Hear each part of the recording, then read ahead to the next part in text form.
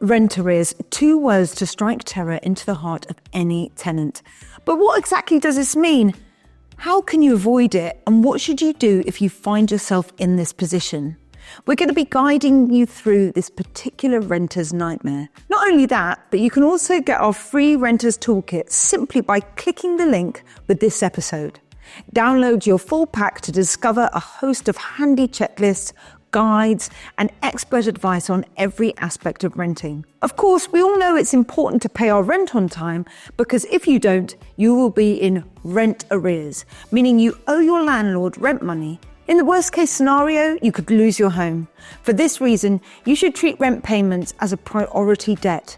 Not only that, but repeated failure to pay on time could impact your credit rating and even result in a court order. More of that later.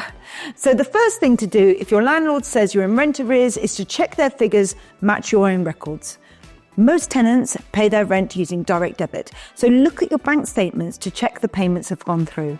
If your pay has rent in cash, make sure you get a receipt from your landlord at the time, every time. If you are behind on your rent or think that you might not make the next rent payment, it's important to be open and honest with your landlord or lettings agent.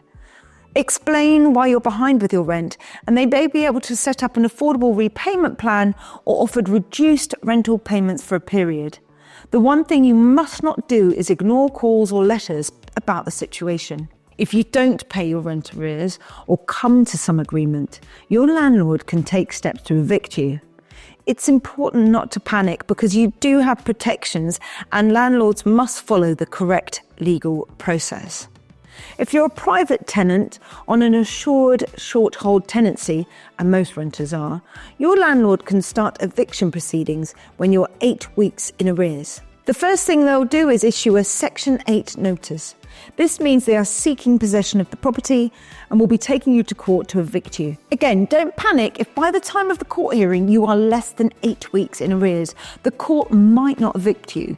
So if you can pay some of your debt, it will help your case. Equally, you might be able to defend a Section 8 notice if you can demonstrate to the court that you're doing all you can to pay off your rent arrears. Your landlord could issue a Section 21 notice to evict you.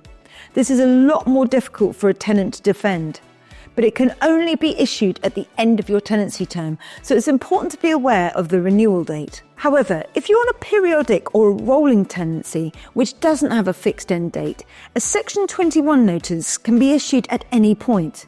If your landlord evicts you using a Section 8 notice, he or she may also ask the court to order you to pay the rent arrears. This would mean getting a county court judgment against you, and an unpaid CCJ will have a negative effect on your credit record and is likely to affect the chances of you being accepted for a rental property or any type of credit in the future. So if you do get a CCJ against you, try to settle it as soon as possible. But what can you do if you're struggling to make the rent? If you're on a low income, you might be entitled to help from Universal Credit or Housing Benefit. Debt advisors at Citizens Advice or Step Change can help you look at your household budget and manage your money better. Taking a planned, open approach will help you find a solution, so please don't despair. There's help out there, and that includes us at Move IQ, where we have all kinds of advice for tenants at every stage of renting.